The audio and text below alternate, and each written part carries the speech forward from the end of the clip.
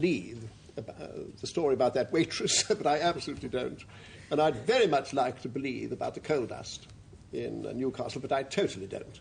And I'm forced, therefore, to believe that it is a hole or aperture on the grounds that it's unlikely. Forced by Frank Muir, I heard him whisper it to you. But anyway, let's see if it's right or wrong. We are forced. Unlikely. Arthur, true or bluff? Oh,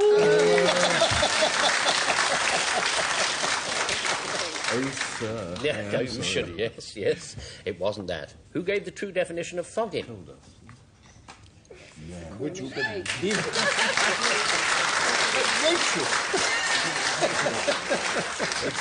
It's homemade Cornish cake. And that's where you can get it if you want some. Gambason is the next word. Gabrielle? Gambason is the English version of the Italian word gambazzona, which means, of course, as every Italian scholar will tell you, a balmy breeze, a gentle wind. It was a word particularly used in Victorian times, and it will therefore come as no surprise to you to learn that a Victorian lady by the name of Abigail Kilner penned the immortal lines, "Welcome, wild northeaster, shame it is to see odes to every gambason, and ne'er a verse to thee." That wasn't by any chance written by your great aunt. It just... By a friend of hers. Of course. In a round Just had the touch. Yes. Frank, if you please. Oh, what? Oh, Gambason. Before King Henry VIII, the late King Henry VIII, he died, you know, before he disestablished the church from Rome, Gambasons were heard in many a merry English village and hamlet, because it was exactly the same as an Englishman's football rattle. You know, the thing that whizzes round and goes... And it was the way of calling the faithful to whatever they need to be called to, in a hamlet and villages that didn't have bells and things. Useful. Now it's Hugh Wheldon's turn. A gambason is a kind of tunic which you wear under armour. It may have occurred to you that you must wear something under armour in the same way as Scotsmen wear things under kilts and so on. I mean, things have to be worn. And before you put your armour on, you put on your gambason, a sort of shirt, partly to keep warm and partly to keep the armour from chafing you. I put on my gambason before I go into the war. You're falling into the habit very early on, oh dear. Where will it all end? So, it's a religious hand rattle. It's a gentle breeze, and it's sort of underwear that you wore beneath the armour. Miriam, your choice. There's so much acting going on, Not isn't there, over It'll there? have to stop. Yes, when they're both better. seductive, yes. Gabrielle's Italian breeze, despite the verses, so beautifully remembered, Gabrielle. I'm going to turn that one down. And Frank's Tudor rattle. Oh, yes. You're choosing me. Steady, Frank. Steady. No, I'm not going to choose it. I actually go for the tunic under the armour, Hugh. Please. That was what Hugh said. He's got to own up. True or bluff? Here it comes. You've got it. Thank you. You've got to wear something under it, and that's what you wear. A gambazon. Poro, or poro, is the next one. Miriam Stoppard defines. When I was a medical student, there was a chap in our year from Sierra Leone. And as the long summer vac approached, he got more and more agitated. We were very concerned about him. We asked him what was wrong, and he said he had to go home for his poro. His poro turned out to be a secret tribal ritual which is practiced all over Africa, but particularly in Sierra Leone. So after the summer back, when he came back, we asked him, what was this ritual? He wouldn't tell us at all, and when we asked him how he'd got on, he just looked rather sheepish. That's what it is, a secret African tribal ritual. Right. Probably his poro mum. God, that swept the legs from under me. However, Arthur. Poro is a synthetic crystalline chemical. That's better. Which, if poured into a crucible of molten steel, turns it a rather attractive shade of blue. I'm no chemist. Here I have to recourse to my little card. As you might suspect, a molecule of poro is not only macrocyclic, but also contains no fewer than 4 beta-gamma isomers. And pardon me for living. 4. I have to get it right. Derek is now to speak. Well, if any of your friends belong to very high-class Japanese society, then you know that before you sit down to eat a meal with them, that you are given a poro. It's a hot towel that is wrung out and given to you to wipe your hands before you sit down to eat. And it's usually given to you in a wicker basket. It's true. That's all right. That's all. A lovely rounded definition. Yes, it's a tribal cult, a chemical, and a hot towel. Gabrielle, Drake to choose. Well, all right, yes. This is very, very difficult.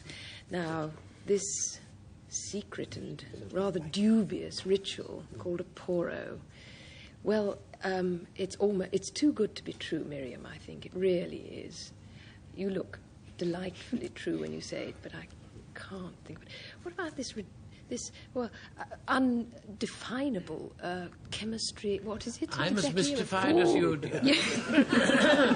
4 beta-gamma isomers, was that right? Something like it. And the hot towel, well, that's as likely as anything, isn't it, really? But simply because it sounds... Well, I mean, it's the most probable because it's what I know least about chemistry. I'm going to choose this chemical thing. My the beta-gamma gamma beta. It was Arthur. Was he practicing upon you? True or... Yes, he was. It was all rubbish that he said, even the absent-minded professor thing when he tried to read it out. No, who gave the true definition? The cult. Yes. It is the cult in those parts of Africa. And now we have the word stilter, and Frank will kick it off. Stilter. What are we doing? 2-4. Stilter was an early make of crystal... This is a rather boring one, incidentally, so I'll do it rather quickly. Is an early make of crystal glass called Stilter, near the village of Stilter, which is near Amsterdam in Holland. And there isn't much of it left because it's very brittle, so people used to drop it. And it's a collector's item now. Good enough. Now, Hugh. A stilter is one of a pair of hooked sticks with which a butcher keeps open a carcass. I'm sorry to have to mention this after your presence. In order to facilitate the removal of offal and so on and so forth. And they always come in pairs, and one stilter is just a stilter, one of a pair. Right. And now, Gabrielle. Well, it's perfectly obvious. A stilter is somebody who walks on stilts.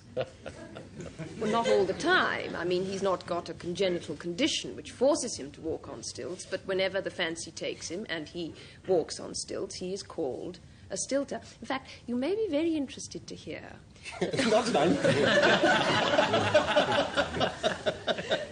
You've got Don't be heckled. Press on.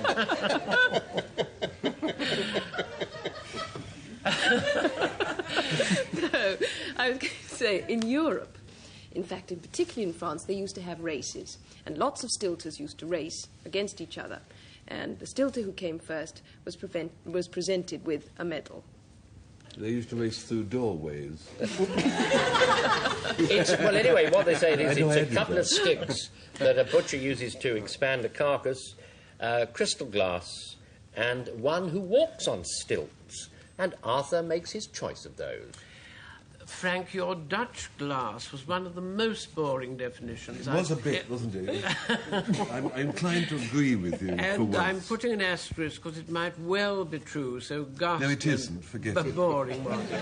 Move on to the work. Hugh's Butcher's Offal Sticks. I couldn't quite get the picture, but it didn't really sound very nice. Well, now, on this, on Call My Bluff, we've had a kiteite, which was a chap who flew a kite. We've had a cakeite, which was a chap who flew a cake. Flew a cake,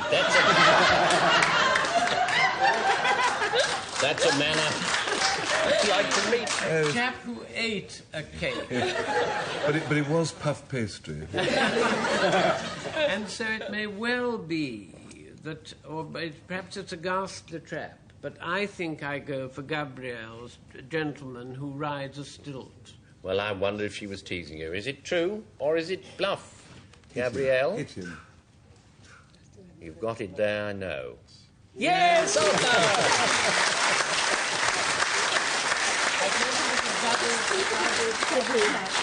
This time a stilt, it was true. Next time, who knows, it may not be. But on this occasion, a stilter is one who walks on stilts, as it must ever be. And we have how towdy now. I think it'll be our last word. Arthur? This is really rather nice and rather succulent. It's a Scottish dish. And it's a boiled fowl, or pullet, or whatever, in the middle of the dish. And round it is grouped pats of spinach, sort of lumps of spinach. On each lump is sitting an egg. I mean, the cooked egg. Let us pass fairly swiftly because time's running out. Derek, it's your turn. Well, a how towdy is really a how towdy because it's an American term for a salesman convention. When they meet their prospective clients, they would say, I'll see you, how towdy, yes, or I'll see you at the how towdy next year. That's what it is. Now, Miriam. Well, a how-towdy is a form of transport, and anyone who's been to Durban in South Africa will have seen them. They're those lovely rickshaws, do you remember, with all the ostrich plumes that the Zulus ply their trade with in the streets to carry you along instead of on the bus, which is a lot more exciting. It's a fancy sort of rickshaw, then. It's a Scots dish, and it's a business convention in America. And Frank must make a fairly swift choice. Oh, no problem at all. It's not that rubbish, dreadful dish of spinach with eggs laid on it. And we don't think it's Derek's, whatever it was. So we're driven to the vehicle, to Miriam's... The rickshaw. Miriam, you spoke with your Bluff. Answer. Own up, if you will. Nothing.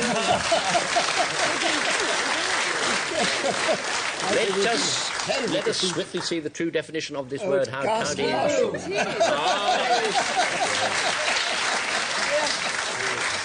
I hope you get sent some. Yes, he deserves it. It's a Scots dish of poached eggs, spinach, and a fowl in the middle. Just what you want, just what the doctor ordered. Anyway, there we are. Score standing at 6-2. Arthur's team has achieved a distinct victory. Just.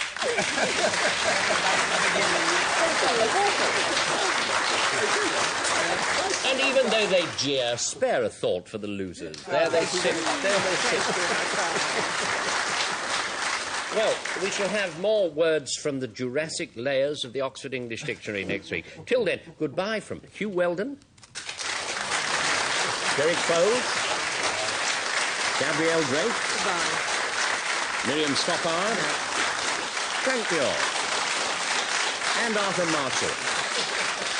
Goodbye.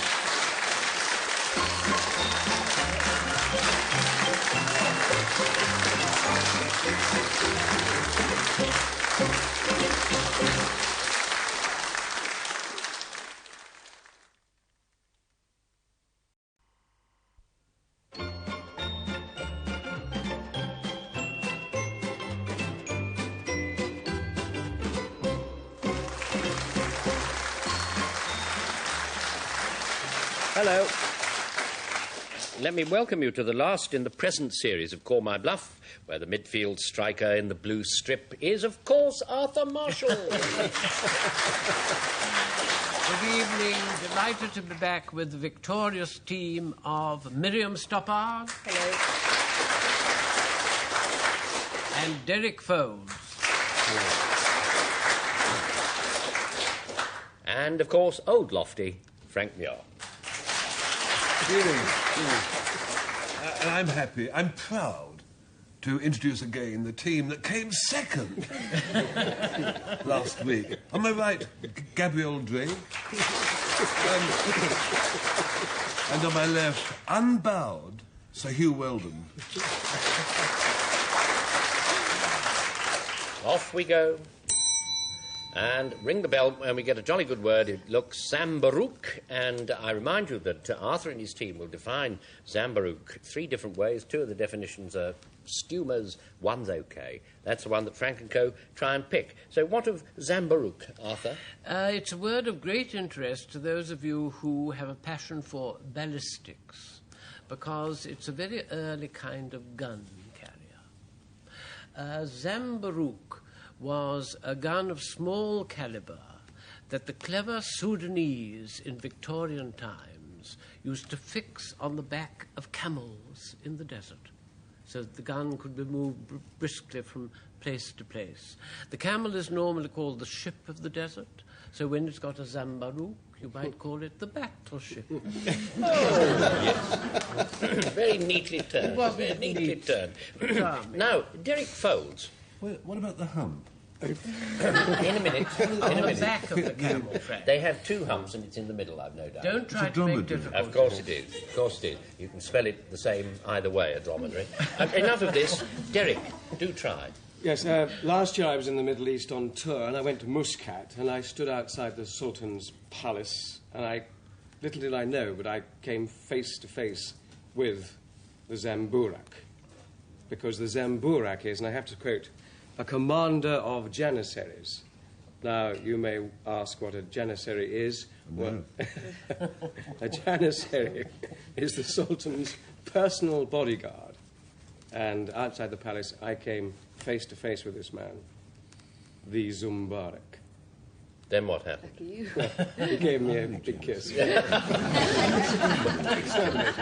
Stoppard, it's your go. Well, Zambarook is a kind of ginger, known to the trade as black ginger. It comes from Morocco. And besides being used as a spice, it's a kind of aphrodisiac. Because it's very exciting stuff. It's used as a tonic ingredient in love potions. However, Frank, it's not for you. Because, unfortunately, it's too hot for the European palate. It's for So sheep, we can't benefit from its aphrodisiac qualities. Then it is, they said, the Turkish Guard commander. It's this ginger, and it's a camel gun. I mean, not for shooting them, but they used to carry them about so you could shoot other people. Now, whose choice is that? It's Frankie. Frank's. It's Frankie. We break up tonight, don't we? No more letting, no more... Zambarook, commander of janissaries, you accidentally and fortuitously met. I think janissaries were exterminated some time ago. So you're probably a bit old by then. And why would they call it Zamburak if in point of fact they're Zambarooks, as everybody knows? Yeah. Quite right. Quite right. And this ginger is absolutely riveting, isn't it? The aphrodisiac. There's no such thing as an aphrodisiac, unfortunately. That's adult education, isn't it? You should be taught there's no such thing as aphrodisiac. The only aphrodisiac is affection. So it can't be that. So it's this gun mounted between the humps of a small camel. Was that it? Well, let's see. It was, more or less, that's what Arthur said. True or bluff, Arthur? Well done.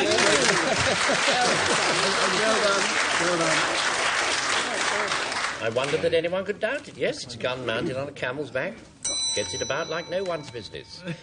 Scrippy is the next word, and it's Frank to define it. I'm sure that regular viewers to this programme, of which there must be literally dozens, have been waiting for our favourite definition to appear before this series ends. And here it is. Scrapie is a disease of sheep. It's a neuro...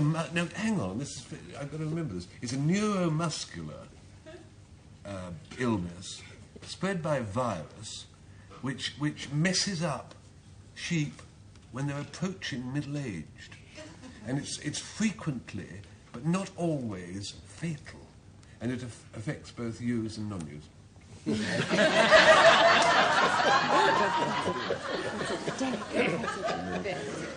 Well, it is the last programme in this series. Now, Hugh, it's your turn. A scrapie is a bird, and the word scrapie is an Australian way of describing this bird. The proper name for the bird is a black-headed caique, C-A-I-Q-U-E. It's a sort of parakeet.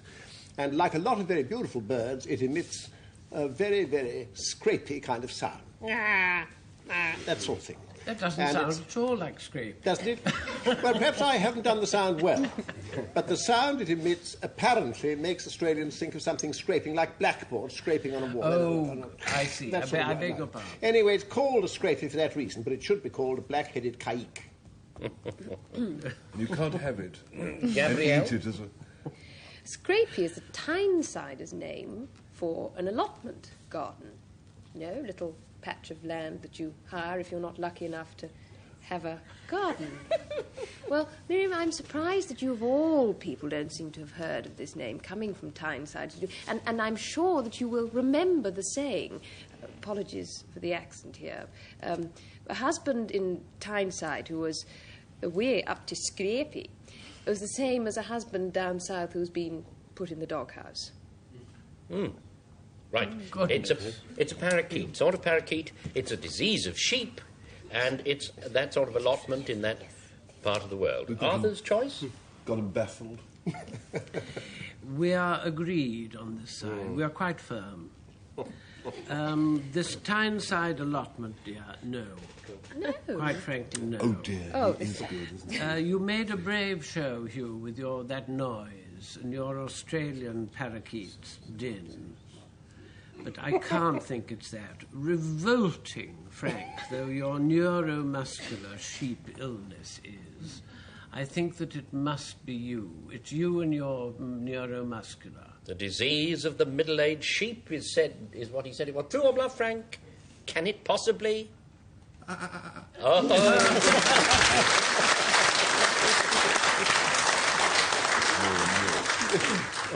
Where would we be without the diseases of sheep? By we, I mean those of us who have the privilege of sitting here and playing this game. Posho is the next word, and Derek will tell you about it. Well, if you've ever gone into a fortune teller's hut or tent, and the gypsy lady has looked into the crystal ball, after she's finished talking to you and telling you your fortune, she would say, "Will you scrape my palm with a posho?" She might say a few poshos, because a posho is a gypsy Romany term used for a very small coin. Why would they want a very small coin? Surely they prefer a much larger Yes, coin. no. She did say quite a few poshos, not just one. He hasn't met her himself. He's imagining what it would be like and find her. Miriam. Well, I've got a tip for anyone who's thinking of going on a safari in East Africa. Don't.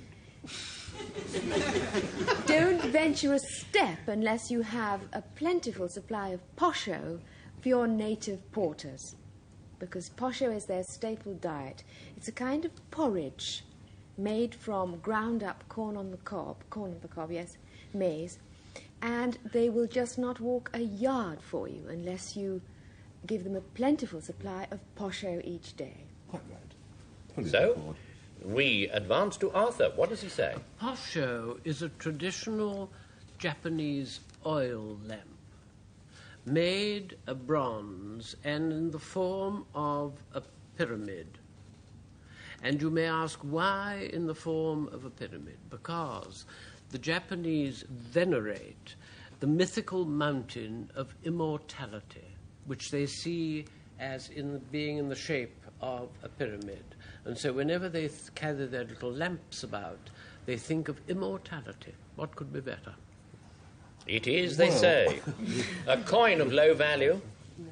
It's East African porridge or gruel, and it's a Japanese oil lamp. And Hugh Wheldon picks one of those. I'm deeply moved at the idea that it might be a Japanese lamp, and I'm moved by the way in which it's presented to us by Arthur, who is very moving on matters of this kind. I'm not at all moved by Miriam, because I believe that the notion of going on safari and all that sort of stuff has simply popped into her mind because of voyages and posh being port out and starboard home and so on, a likely explanation. And I'm not at all touched, I'm sorry to say, by scraping. People's palms aren't scraped, they're crossed. You cross a palm with silver, you don't scrape it with posh. I've never heard of a palm. I believe that this is a Japanese oil lamp.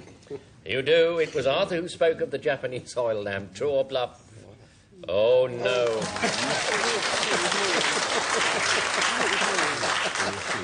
No seller of Japanese oil lamps. Arthur. Who gave the true definition of posho? Oh, Miriam.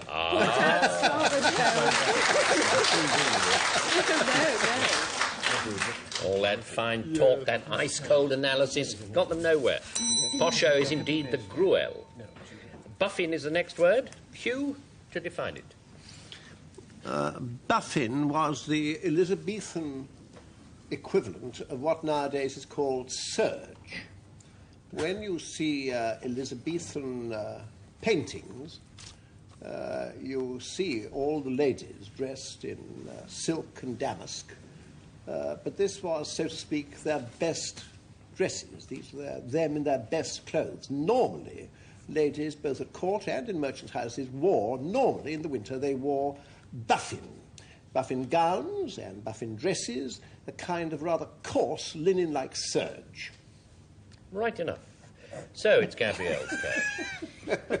Buffin is, was really, because we don't see very many of them about now. It's a variety of Norfolk cooking apple. Very beautiful, red.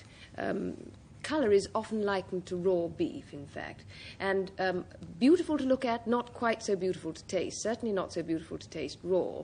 But so beautiful to look at that in Victorian times, the lady of the house would often try and acquire a large buffin to make as the centrepiece of her fruit decoration on the table. Very nice. All right. To look at. Now it's Frank Muir's turn. How can I express this simply? A buffin is as one with a nincompoop, a muggins, an idiot, a ninny hammer, because they're all regional words for somebody who's a bit educationally subnormal, or, as it's known, if I may use the technical Harley Street psychiatrist term, somebody who's only 80p in the pound. Buffin is quite simply a Sussex simpleton. Enough, then, it seems. Yes. An Elizabethan cloth, rather a coarse grained stuff. A simpleton and a cooking apple, glowing and red, and so forth. Derrick's turn. Must be that. Yes. We're having a conflab. Well, Elizabethan, Victorian, no. I think that the buffoon, it would be buffoon, not buffin, if you're a simpleton. Good thinking. Yes. And yes, sorry, man. And we don't get a lot of that cooking here. apples. I'm going to make a very intelligent guess. And go for the coarse serge, which is Hugh. Coarse serge. Sounds like a nickname, but it wasn't. He said it was a cloth. Hugh, true or bluff? I'm sorry to say, it's true.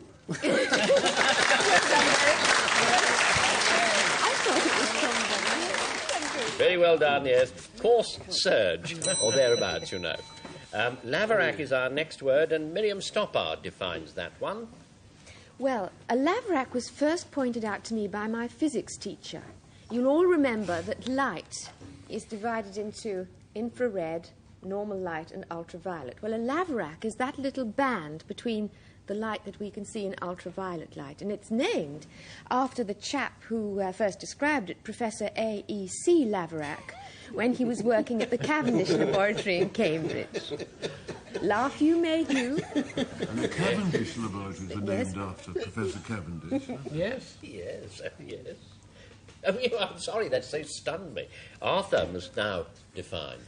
A laverack is a canine subspecies of the English setter, which, as you know, is a dog.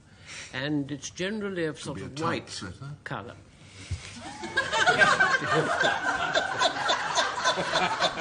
You can't talk to some people.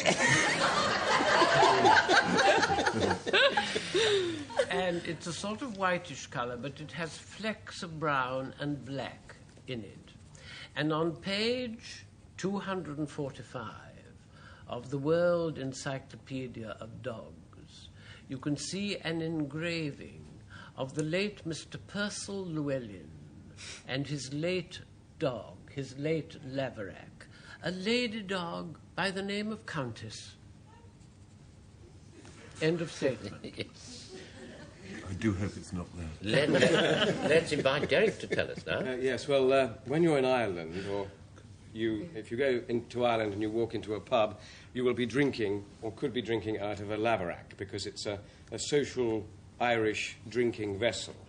But also, you could be drinking with a companion, be it your spouse or friend, best friend, because the mug has two handles, and one grabs hold of one and one grabs hold of the other, and you take turns. That's why it's an Irish drinking vessel.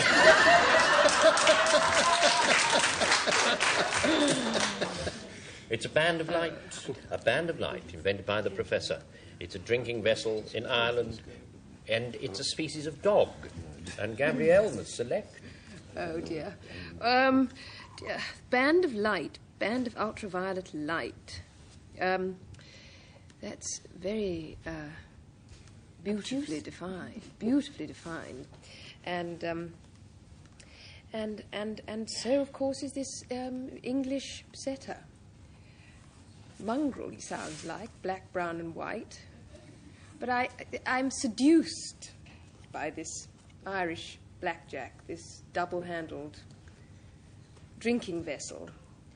And true or false, I am going to go for the Irish drinking vessel because I think it's delightful. I just hope that it's true. Yeah, well, of course you hope it's yes. true. Don't we all?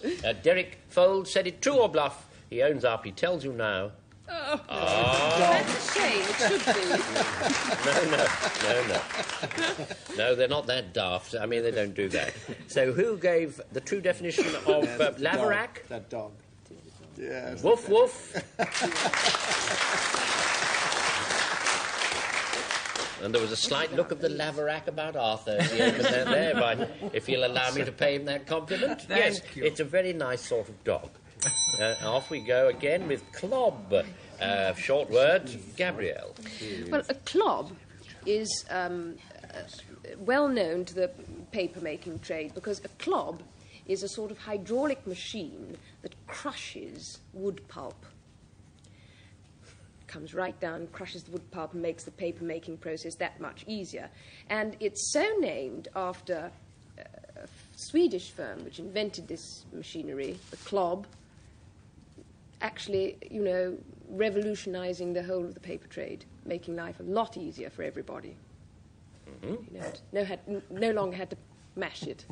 They used to tread it with their bare feet, I suppose, yes. No, they didn't, of course not. Yes, I know. Over the top. Clob is a variation on the game of piquet.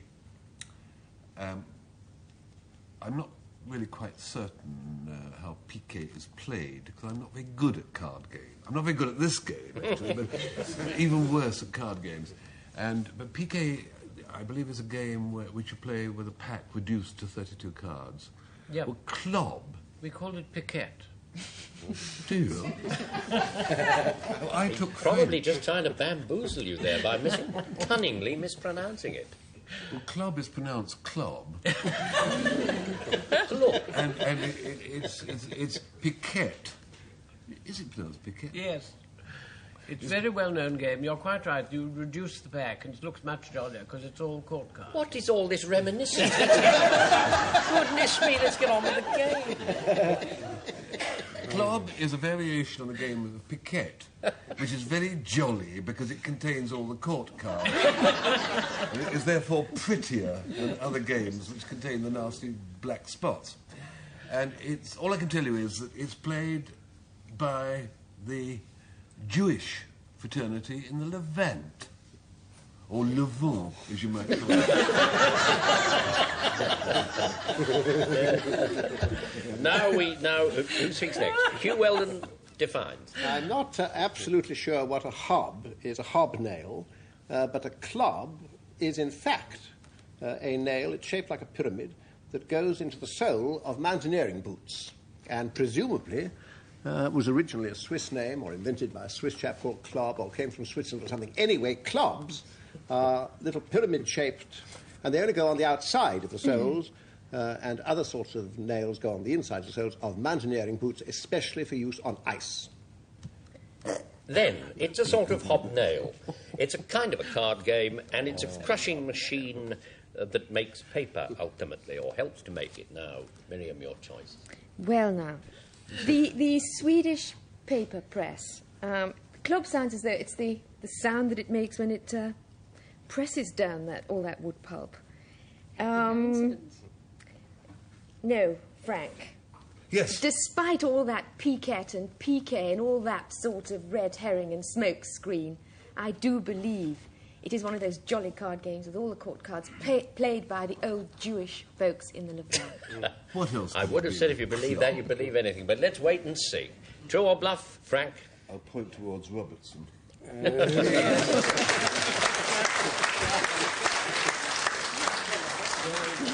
Indeed, club or club or club or whatever is indeed a card game and something to do with the other card game, piquet. You think that's a misprint, the only misprint we've ever had. No, it's a perfectly genuine word, I believe, as Arthur will tell you. The ooh. Binoculars. It's a pair of binoculars. Is by tradition the Japanese name for the northeast, the point that lies between the north and the east.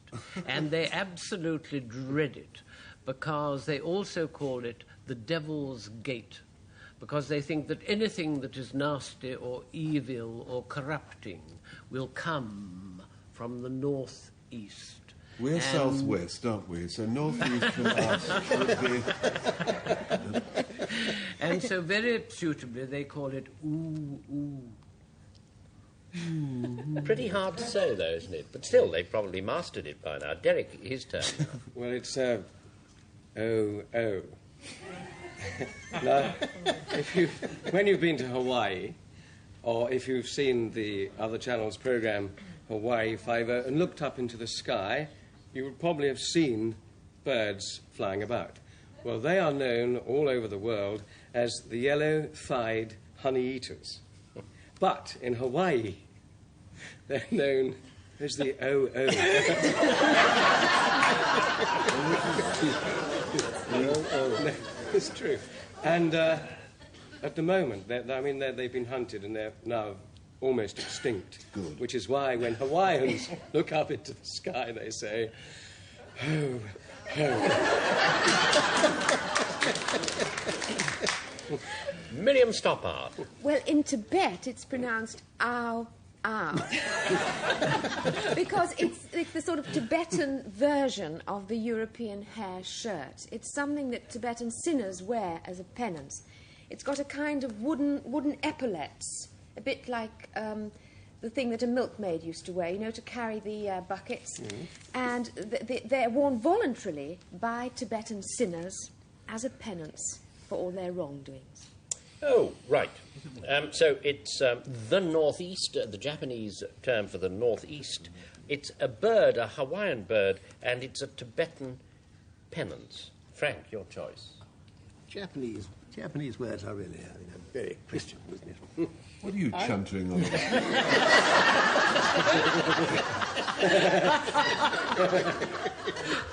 about? Worried here. We're going to recoup this game. Is it your turn? No, it's yours. thank goodness. Oh. Yeah, you might have thought it was his turn from the way he was I was going hoping on. to dismiss the other two so that I could turn to Miriam and say, in the words of Pepys, and so Tibet. Unfortunately, I don't think it is that one, so I can't say that. I don't think epaulets and wooden things would be called O-O. Japanese Northeast is impossible. Japanese Northeast, I mean, I have no faintest idea which it is. You think Has it's... anybody got any idea what it is? You're choosing Arthur's I think Japanese Miriam's Northeast. Well, I'm afraid it's not your choice, No, it's Hugh. No. Arthur, Are two you more from my Bluff? northeast? Yes. Hard cheese. No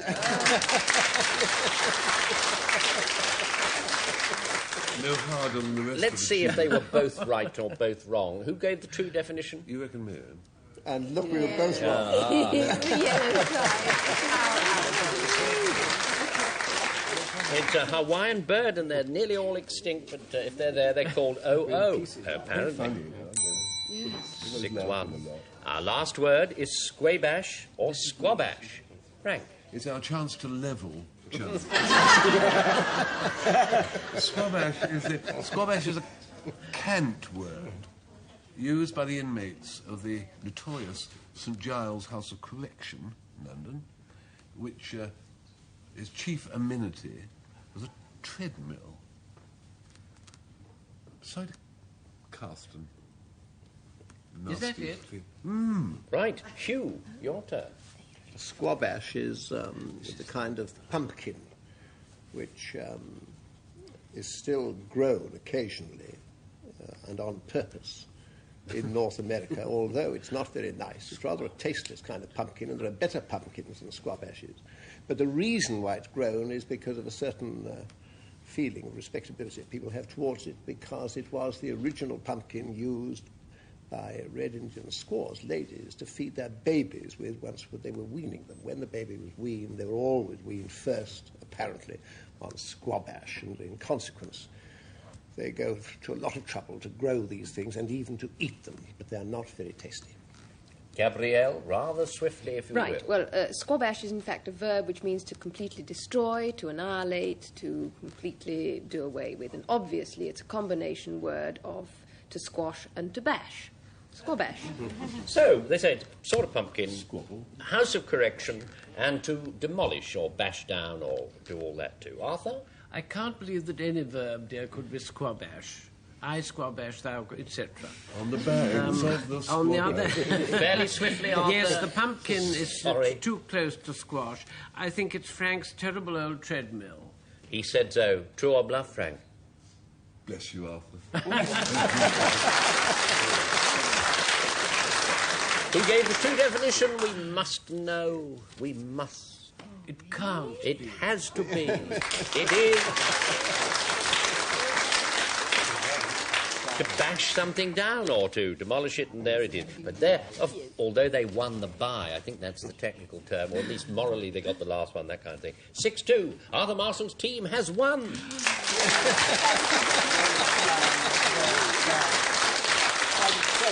And cheerful in adversity, there they sit. Give them a clap. There, 3 cheers. And so, we close the haunted wing of the Oxford English Dictionary until next season, and saying goodbye are Derek Fowlds, Hugh Wheldon, Miriam Stoppard, Gabrielle Drake, Arthur Marshall, and Frank Muir. Goodbye.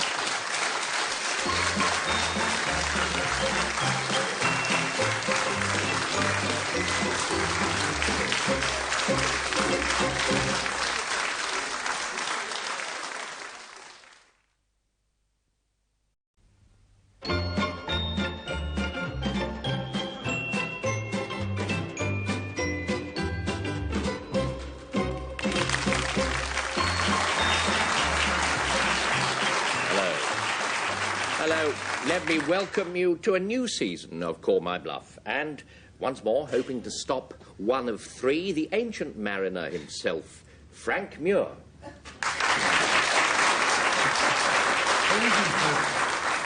They always used to call jam new season, didn't they? new season jam. I just thought Before I'd my mention that. time, really. Nothing. My first guest on my right was a belly dancer, and she sailed the 7 seas, always up, and is now a best-selling novelist, and it's Clare Francis.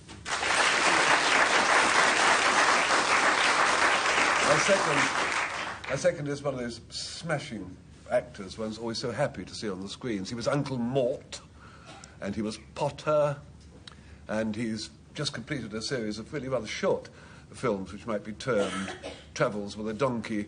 It's Robin Bailey. And if you've ever wondered what the brothers Cheeryble looked like, here's one of them, Arthur Marshall.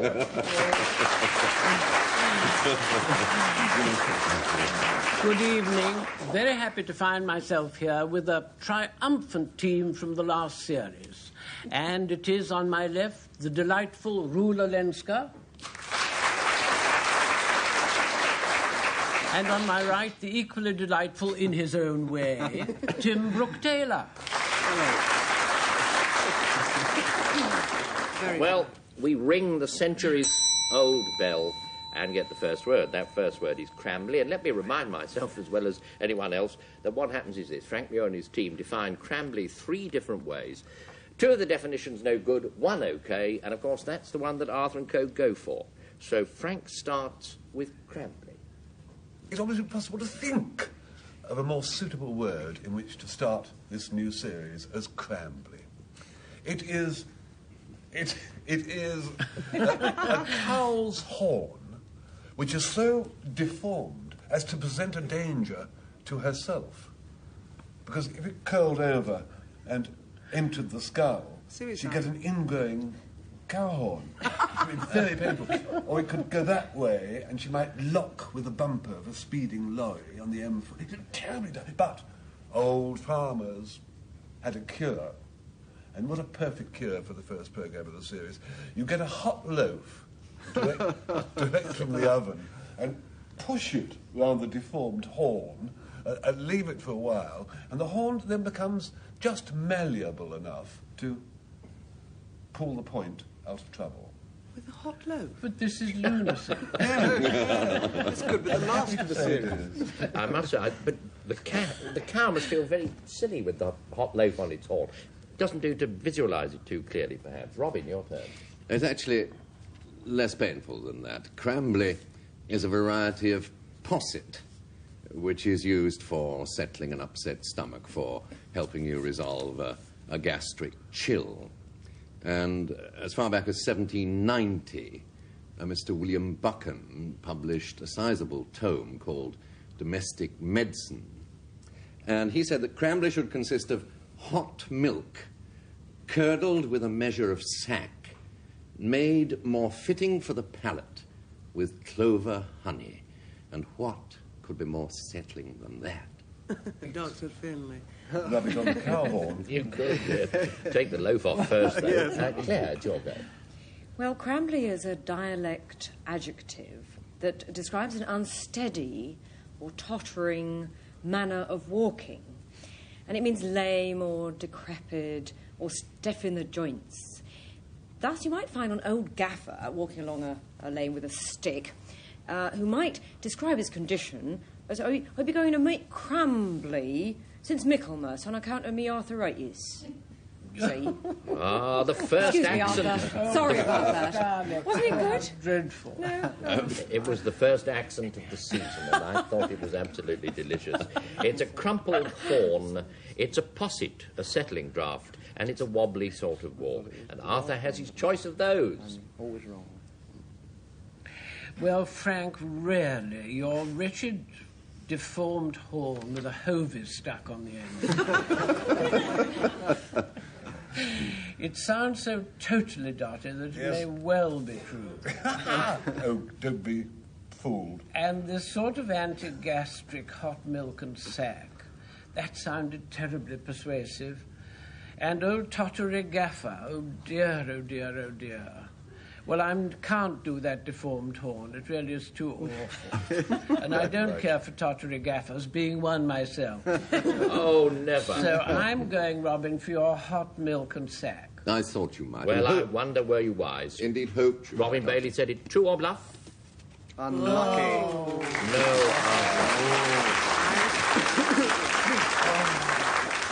Isn't that? Has to be one of the others. Which?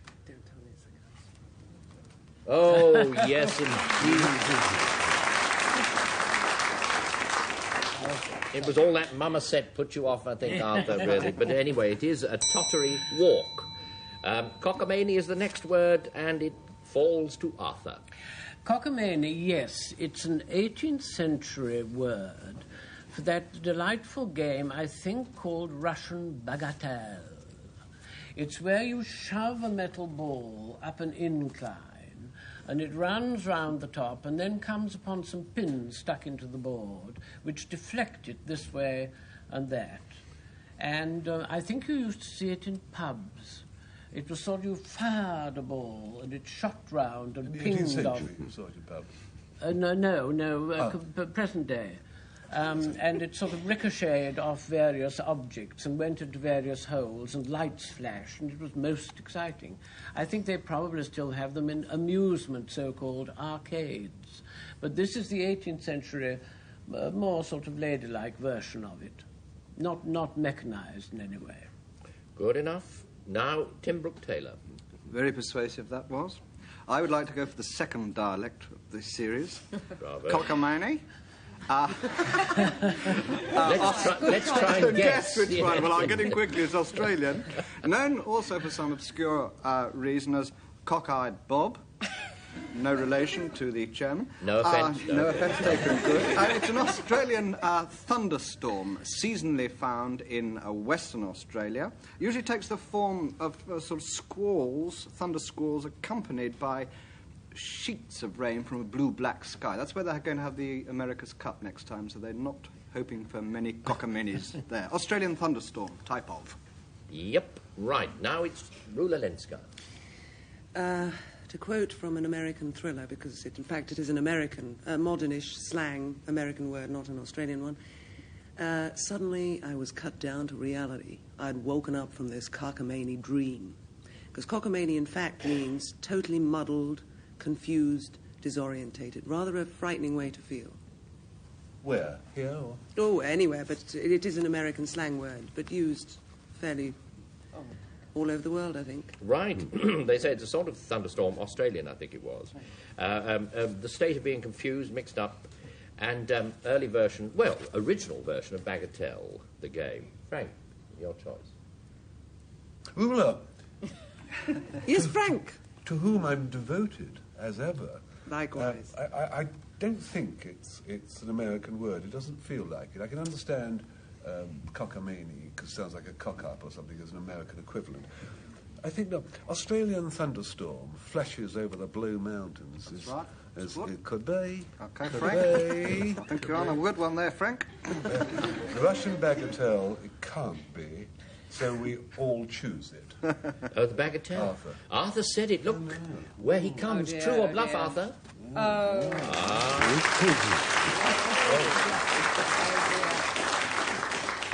Must hear who gave the true definition. One of the others did. Own up. Yes. Oh, yes. One more of the very few words I knew, but I thought it was spelled cockamamie. But there you are. You learn something new every day. That's what I say. It's a different word if it's spelled. That's right. Slightly different. Slightly different. Means the same, though. Pin's net, I think, is the way I'd say it. Robin. It's an unfragrant herb which has the unmistakable odour of stale musk. I've washed it off now. I think it's not offensive anymore, is it? However, it does have a culinary use.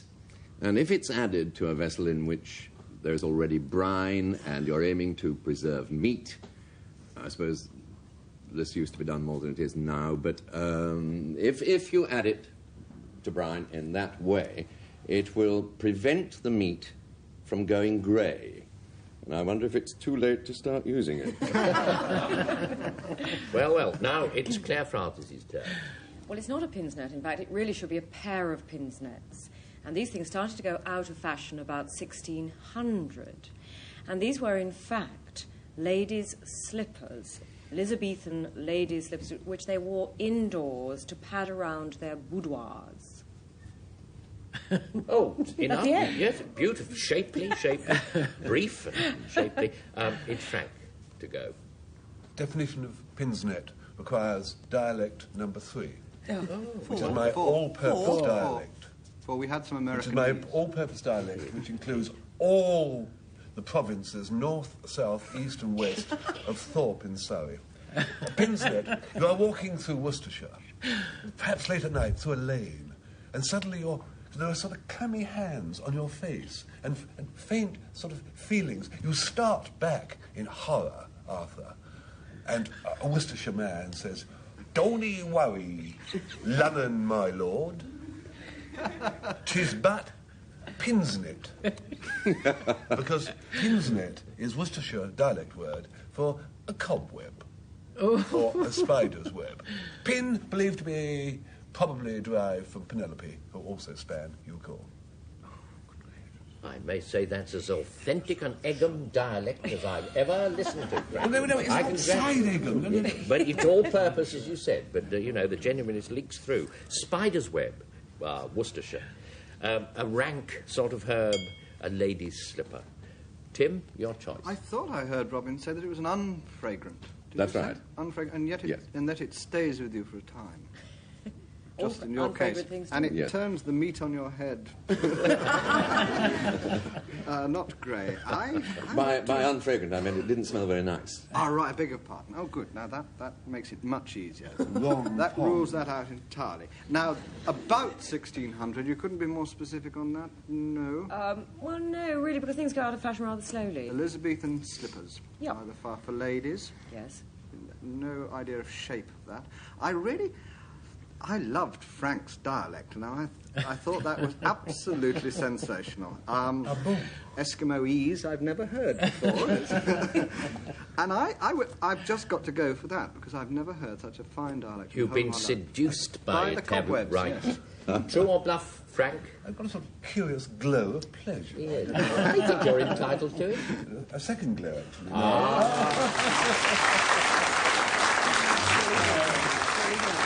Now, he fooled you there. Who gave the true definition of pinsnet? Or Was me. pinsnet? There. Clare was quite right when she said it was a pair of ladies' slippers, long gone. Pennock is the next word. Tim Brooke-Taylor's turn.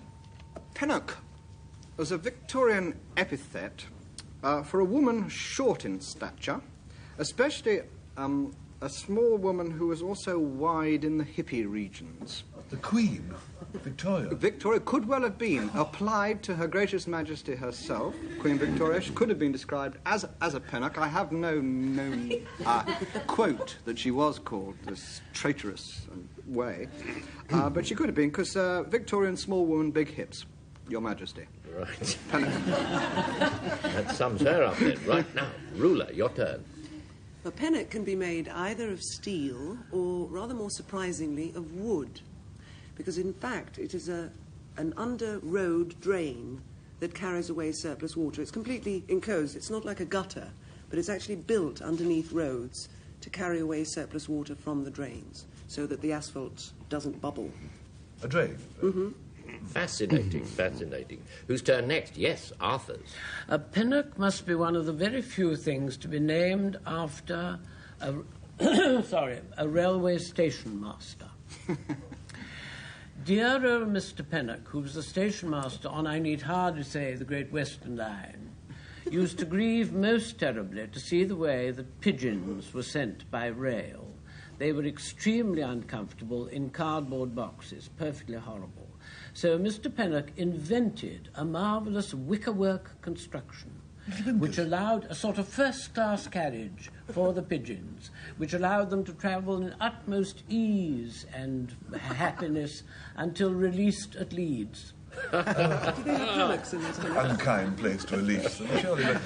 But, oh, kind, Mr. Penner. I brought a lump to the throat, Arthur. That did positively. It's a drain. It's a pigeon basket, and it's a short lady, broad in the beam. Robin Bailey, your choice. I think it's the drain. I think it's the last. Come on. Come on. Yes, well, we're having earnest discussions.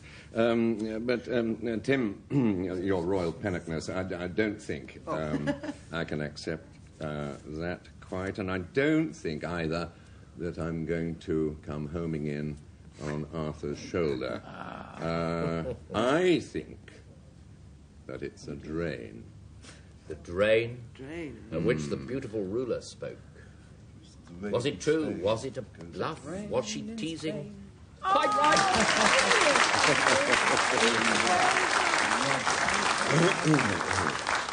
Yes, it's just a drain. That's what a pennock is. We have Noah now, Clare.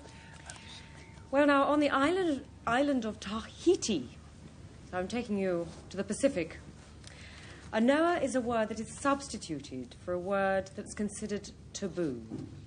That is, a word that's too sacred or accursed to be actually spoken. And so, I mean, well, translating it into sort of tongue, I suppose you'd say bottom instead of bum. I mean, I don't know. Dear. Well, you might say that. I'm sorry to lower the tone here. But anyway, in Tahiti, it's a substitute word for something that is taboo. Good enough. Now, Frank Muir.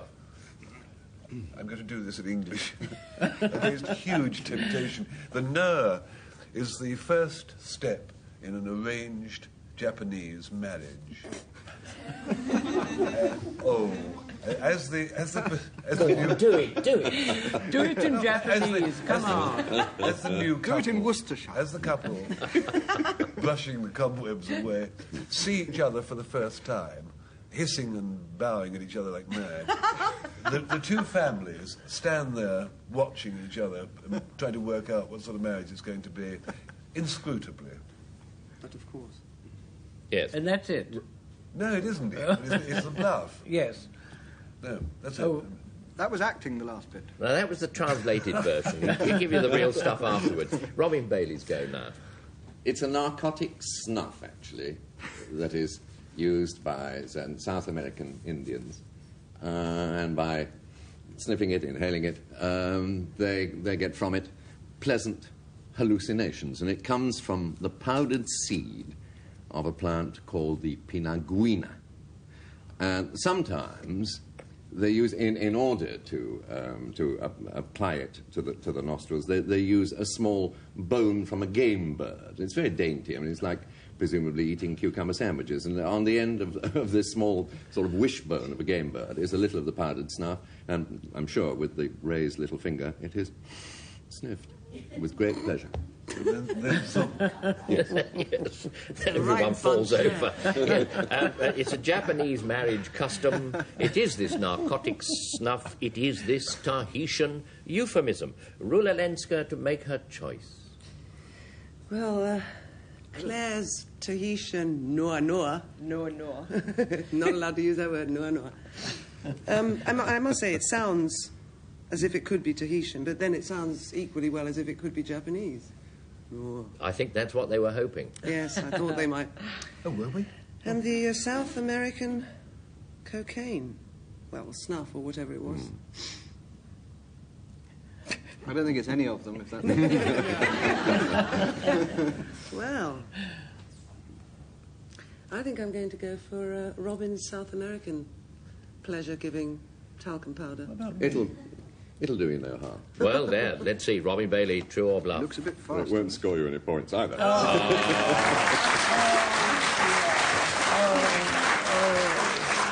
Nothing to do with all that. Something else must be one of the other two. Must be. Own Must up. be me again. There it is. Never mind. It's the word put in place of a word that must not be used in Tahiti. 4-1, I say, Arthur. Up with the socks. Oh, up with the don't, socks. yes. Scaphander. And it's Rula to start. Well, Scaphander is derived from an American card game which is called Scap. And it's thus called because it needs not only incredible agility and quickness of the mind, but also of the hands. It involves a sleight of hand. And therefore, a Scaphander is a nickname for somebody who is a trickster. Okay. More American slang. Yep. Yes, Arthur. The proper pronunciation is Scaphander. Withdraw. I didn't quite catch that. Press on, lad. It's French. It was a sort of rather primitive life belt invented by a Frenchman, a name unknown, I'm sorry to say, in about 1775. The accent sounded And Norwegian, Arthur, I'm sorry. It's consisted of a rather sort of bulky cork corset right round the body.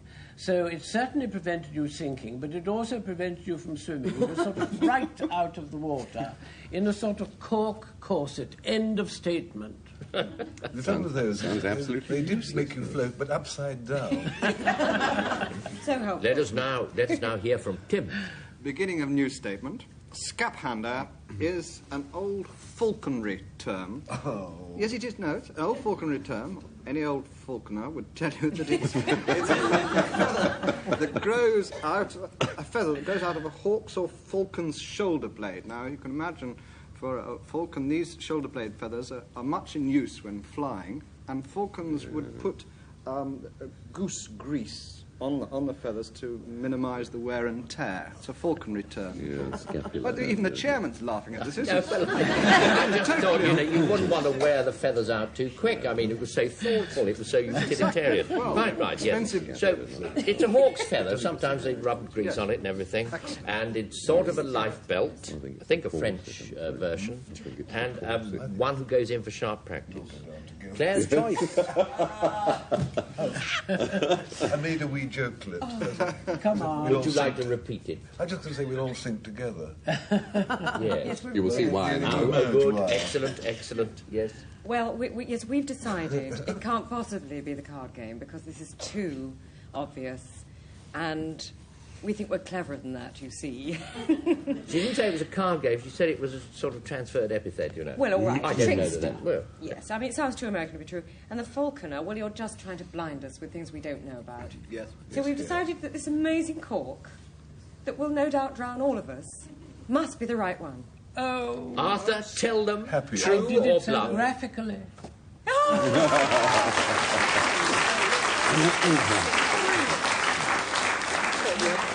The accent was altogether too good, Arthur, there. It's evident. Scaphander is a life belt, or it was. That's what we need.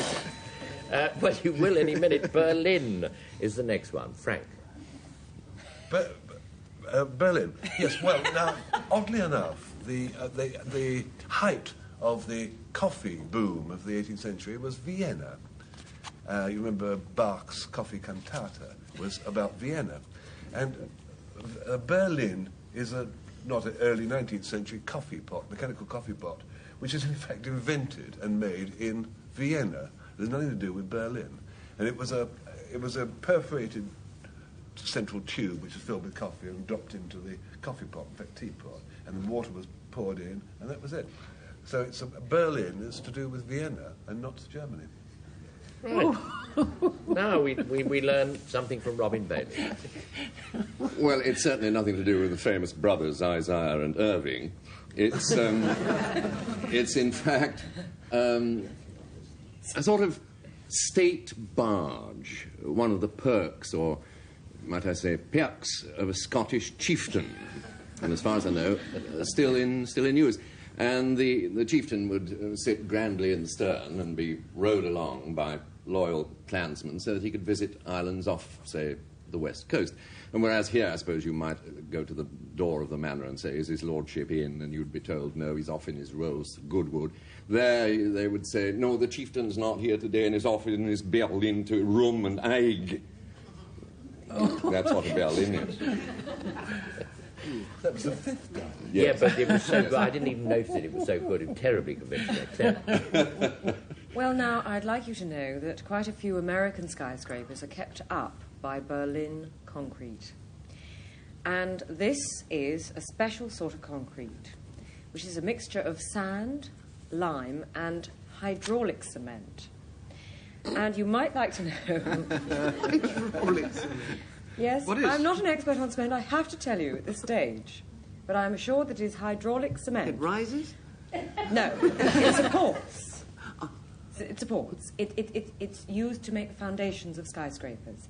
And that 400 cubic yards of Berlin cement now support the Sims Brubaker building in Chicago. Well, thank God you told me. Well, I can go up and not be worried. It's a sort of concrete lifebelt, isn't it? Something to do with the mafia in some way.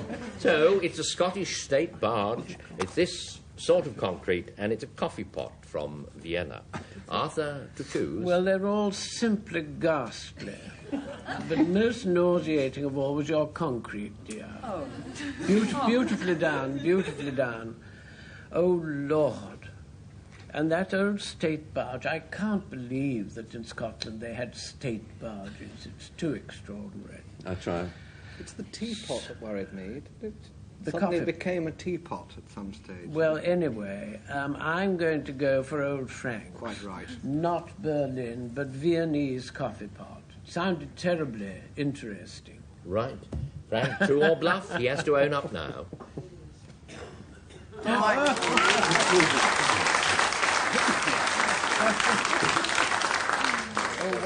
Nothing to do with that. Who gave the true definition of Berlin? I'm afraid it's 3 weeks in the galleys, Arthur. Yes, indeed. Scottish state barge. We'll have the last word now, and we perhaps would hurry along. Well, Allegro, I should think, Arthur. Troops is more commonly known as twofold yarn, and in the Lancashire spinning trade, it's used for two threads that have been for extra durability have been wound into one. And hence two hoops. Yes, right. Tim Brooke-Taylor. Twoops. Sounds rather something that Montgomery might have called his men, isn't it? Twoops. But it isn't, in fact. If I might take you back to Australia very briefly, it is an Australian offensive word, troops, for a wet blanket. They probably use the word wet blanket as well. Someone whose appearance at a barbecue would definitely not bring, a wet blanket at a barbie. And now Rula must do it rather swiftly. Very right. It's a drink. It's a cheap and rather difficult drink to get drunk on. Drunk in Queen Anne's time, a sort of ale. Right. Weak ale, not very good. Wet blanket, Australia. Twofold yarn. Frank, It's rather short. home in on it quickly. It's rather short. It was rather single-fold yarn, wasn't it, Arthur's? And we choose it. Yes. Oh, Arthur. Yes, he said it. True or bluff, Arthur? No, he got one. Who gave the true definition of twoops? Yes, indeed. Weak ale. Well, there's the score. Arthur collared one right on the post there, right as he breasted the tape. But anyway, 6-2. Frank Muir's team has won. And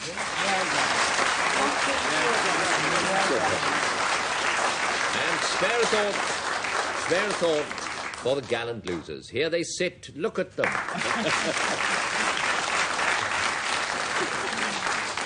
So, we'll shake a few more moths out of the Oxford English Dictionary next week. Until then, goodbye from Robin Bailey, Tim Brooke-Taylor, Clare Francis, Rula Lenska, Frank Muir, and Arthur Marshall. Goodbye.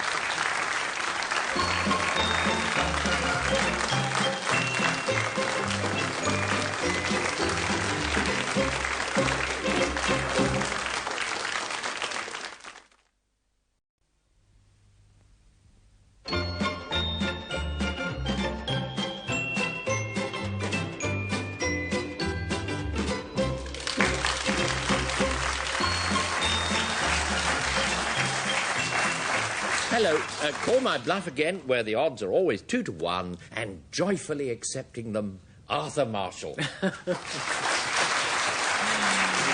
Good evening. Fighting gamely back after last week's minor defeat. With, on my left, Rula Lenska. And on my right, Tim Brooke-Taylor. And since it is a gamble, we need someone to play the Cesar Romero role. And, of course, it's Frank Muir.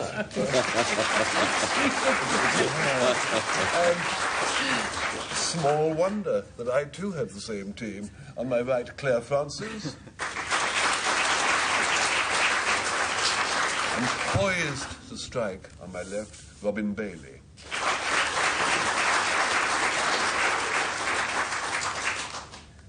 Up comes a word. Nay, 2 words, or thereabouts. Bala Famil. Well, what happens is this, that Bala Famil is defined 3 different ways. 2 of the definitions are really no good. One of them's all right. And that is the one that Frank's team will try to pick when Arthur and his team define it, beginning, of course, with Arthur Marshall. Bala Famil is what's known as a truce word.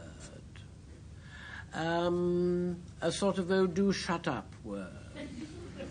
Rather like there are various ones, the skinch and croggies, and the best known of all, of course, is pax, when 2 children are fighting and one of them simply can't bear it anymore.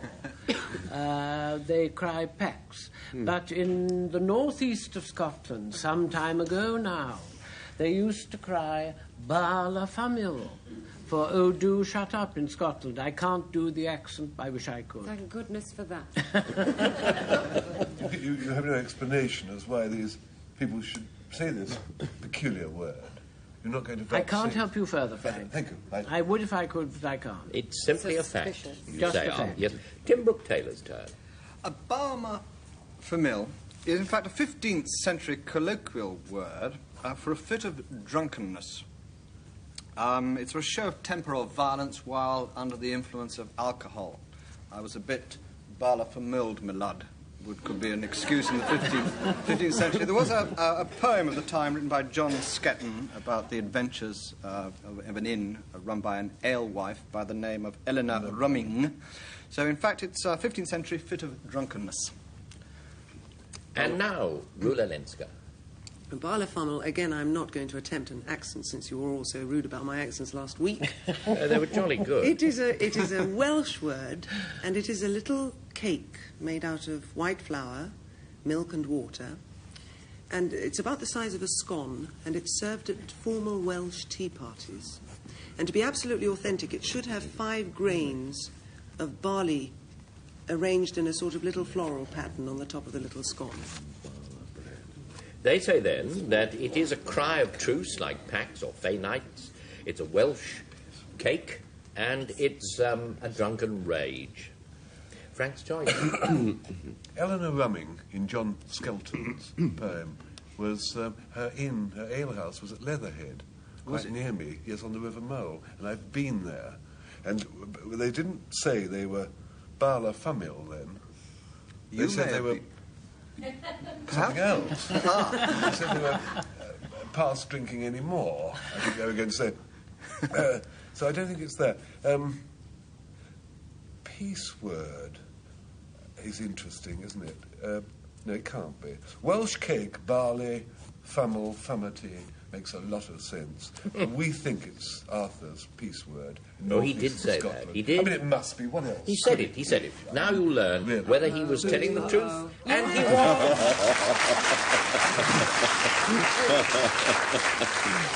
Yes, Bala Famil does indeed mean, or is used as, or was used as, a cry of truce.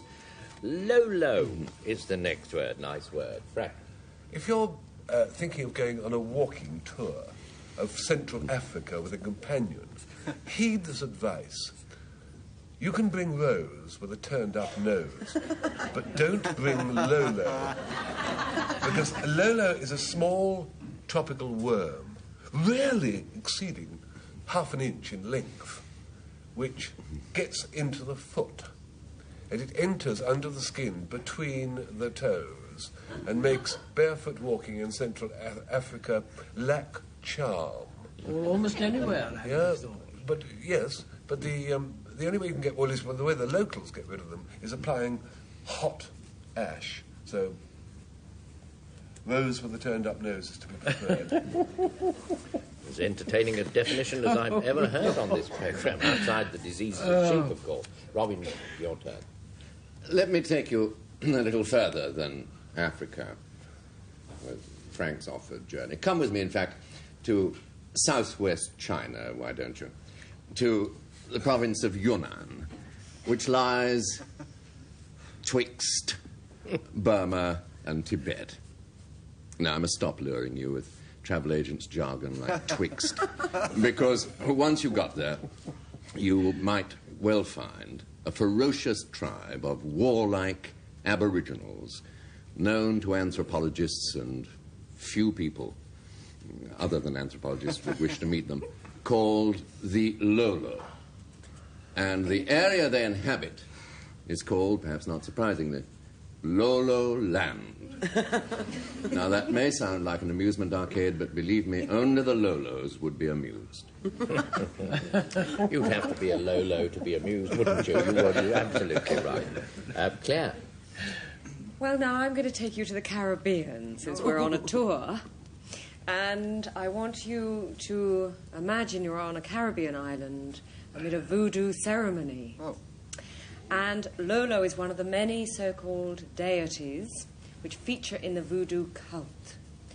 And it seems that a Lolo takes possession of a celebrant of a voodoo ceremony, imposing upon him not only its own voice, but also certain other rather undesirable characteristics, and I think I'd better not go any further. Oh, go on. No, I don't. No, I really don't feel I can, Tim.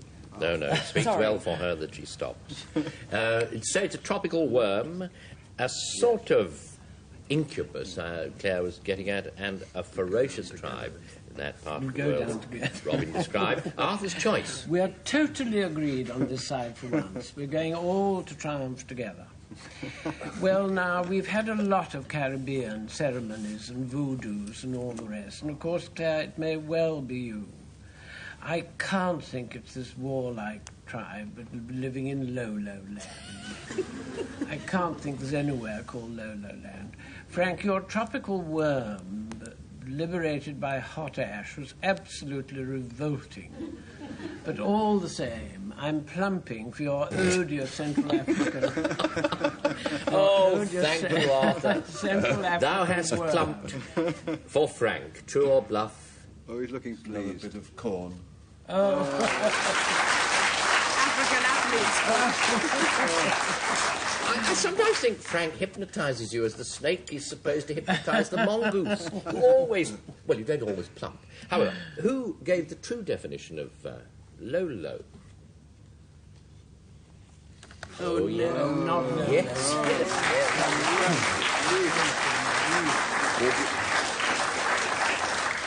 Would you like the 2-week holiday, Arthur, or 3 weeks at no extra charge?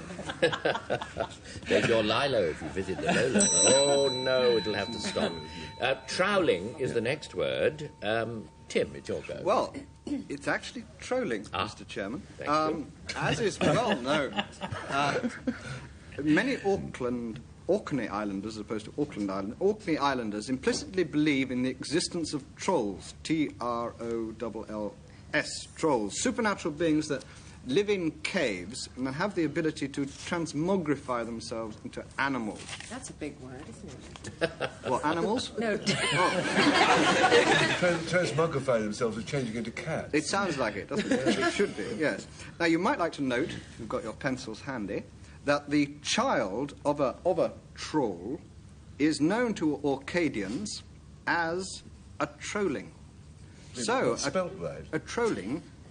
I know, well, they're not too hot at spelling up there. A trolling is a tiny troll, bit like one of those Cabbage Patch children. Right enough. A little troll. Certainly, why not? Rula, Lenska's go. Troweling, or the troweling, actually, is an area of quicksands at the mouth of the River Ouse. Oh, how interesting. Did you hear that? A mouth? Some of it I heard, yes. Quicksand. A quicksand, An yes. area of quicksands at the mouth of the River Ouse Yes. in Norfolk. Yes. And hence there is a piece of equipment which the local fishermen used called a troweling mat, on which the cockle gatherers stand Of course they to do. stop themselves sinking into the quicksands. Yes, very wise. So what's that? The troweling is an area of quicksand. Oh, I see. Sorry, yes, I wasn't paying attention. You must listen, Frank.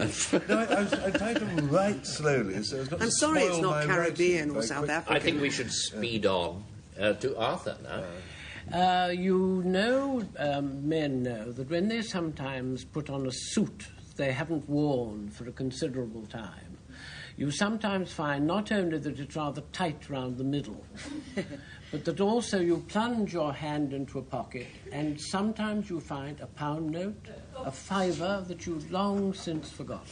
And in the 15th century, that would have been called a troweling. Any lucky find, that unexpected bonus, is a troweling. But can it be a lucky find anywhere or just in My men's dear, suits? hidden treasure was very popular in the 15th century. So it doesn't- And if you were yes. digging a cabbage patch and suddenly found a silver salver, that would be a troweling.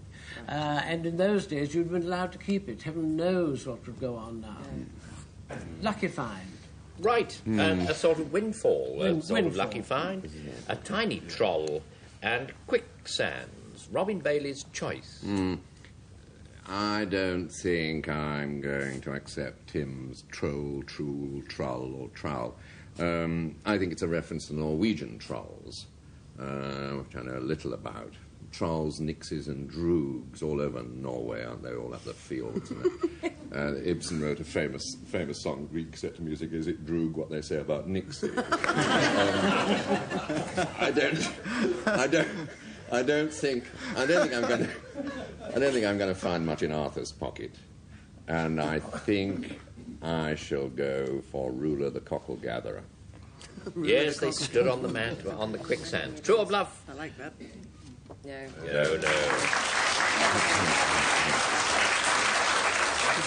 No. Not the quicksands of which Rula spoke. Something else. Who gave the true definition of troweling or trolling? Or even trolling? Oh, no. Yes. It is a small sort of elf, more or less in Norway, I think. There's a good word. Well, I don't know what you say. Axunge is where I'll leave it. Robin, your turn. Yes, Queen Elizabeth I was known to be very fond of axunging, and it meant banishing, getting rid of someone from the royal presence. And, well-known expressions, classic dismissals, like, go and never darken my door again. Classic, or do I mean cliched? That's a definitive example of axunging. Axungeant omnes. Let it be so. Let it be so. Your chairman is flummoxed. Look at him.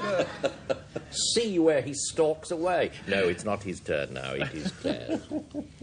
Well, now, an axunge is a forward thrust with a pointed sword.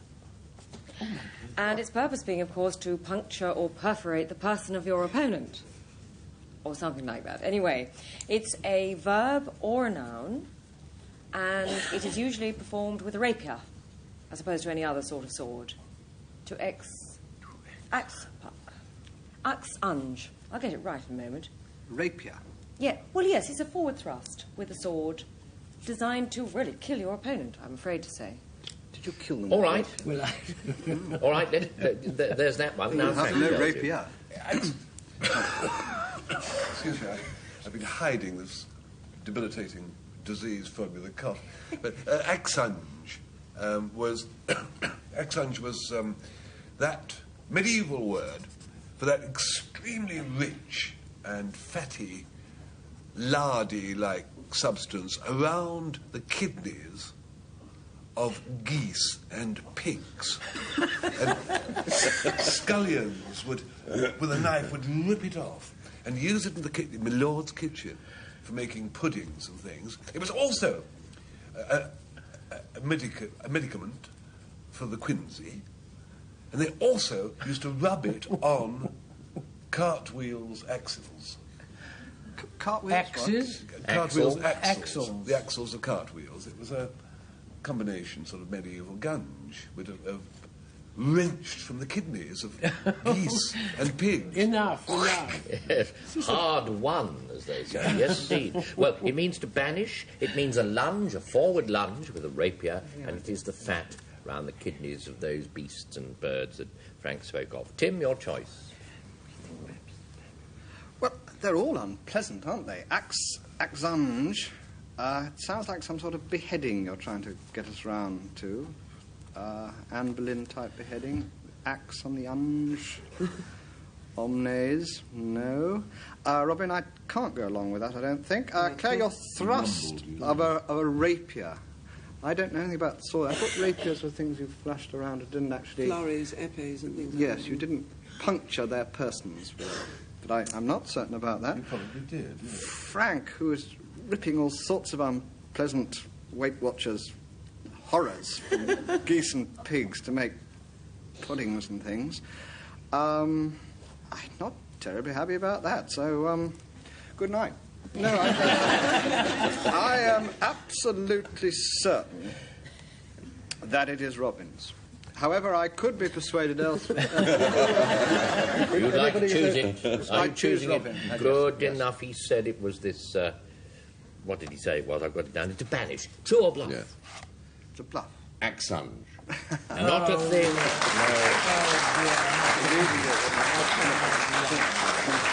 Does not mean to banish. Means something else. One of the other two. Who gave it the true definition now?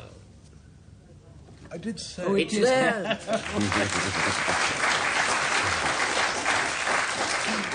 Axunge is the fat of the kidney of the goose and others, I think. Shabaroon and Rula, you define it.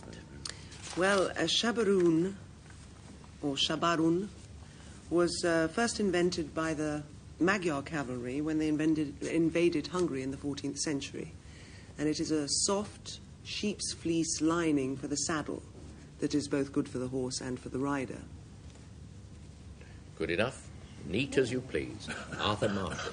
Shabaroon is, of course, Irish. Of course. Oh.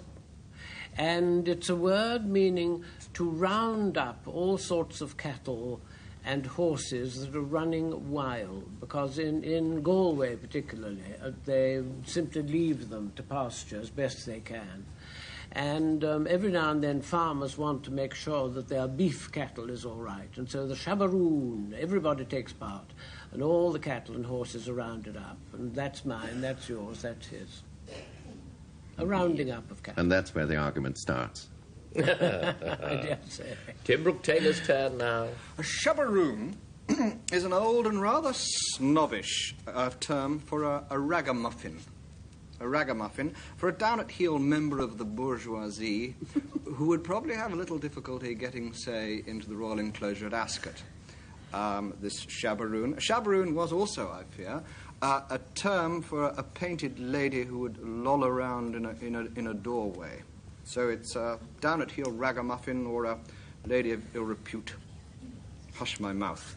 It's a sort of animal roundup in Ireland. It's a saddlecloth, rather a fleecy, rather a nice one. And it's another term for a ragamuffin or a lady standing in a doorway. Clare, Francis, your choice. Well, now, I mean, I love the Irish one. I think it's just wonderful. It sounds so romantic. I can see it all. The trouble is, I'm sure it's not true, Arthur. Oh, what a shame. And this ragamuffin, this down-at-heel bourgeoisie, lolling around in doorways as well. Ladies, no, you see, we think it's too obvious. Shabby, you see, shabaroon. Too obvious. Sorry, Tim. So, rightly or wrongly, we will go for the authoritative Hungarian shabaroon. Shabarun. Oh, sorry. Well, Rula, you should know. You should know. Shabarun. Well, now, it was indeed Rula who said it. True or bluff? Bluff. She's looking too confident. Ah, yes. Now she had you there. Who gave the true definition of shabbaroon? Guess who? Oh, no. Yes, it was.